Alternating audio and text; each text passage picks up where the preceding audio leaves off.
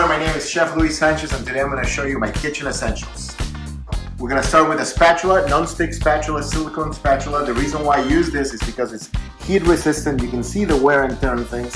It allows you to push eggs away from you and it's really nice and stiff. It will help you all the time. The next one's a nostalgic thing, is a wooden spoon. You can see the burn marks from it. We just use it a lot to scrape things from the bottom, to stir things, to taste things.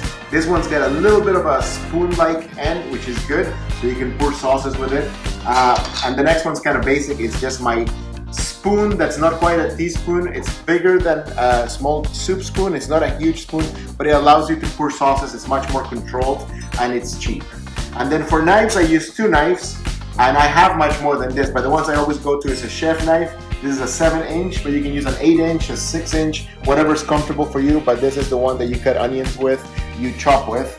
And then the other knife that I always have is a serrated knife, which is awesome for bread, for thin slices of things like tomatoes. And it's much easier to have 2 knives because you can always keep them sharp because you only have to sharpen 2 things. But I do have more stuff than that.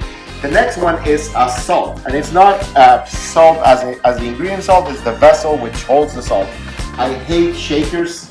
I never use shakers, even in restaurants. I try not to use shakers as a customer. So I like feeling the salt. So I like having something that's open that I can touch salt and feel how much salt I'm putting into things. It's just personal preference.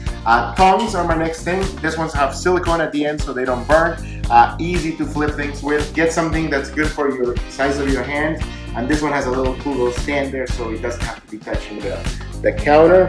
And all those things, by the way, are not expensive at all. So when it comes to strainers, I like a medium-sized strainer, something that I can do pasta with, I can wash vegetables with, and I always have it around. So it's not a huge pasta one, it's not a small one, it's a multi-purpose thing. At the end of the day, you have a lot of toys, you're only going to use a few of them. So this is what I use, and there's a reason for them. And a lot of them, the reasons have to do with the stuff that we're making at the end. So, and then the last thing, or second to last thing, is this pan, which is a non-stick pan. And it's a medium size again, so you can do 1 egg, 2 eggs, 4 eggs, 5 eggs, and it's not huge, and you can use it every day. You can toast in here, you can make French toast in here. And then the last thing, I guess, is a cutting board that is big enough to do a few things on. Don't get too close to your cutting board. You should throw them away after a couple of years because they do build bacteria on them, but this is a great one. And that's it. This is my collection of things I use every day in my kitchen. This is Chef Luis Sanchez. Quick video for you. I hope you enjoyed it. Come back next time for my Tuesday tip of the week.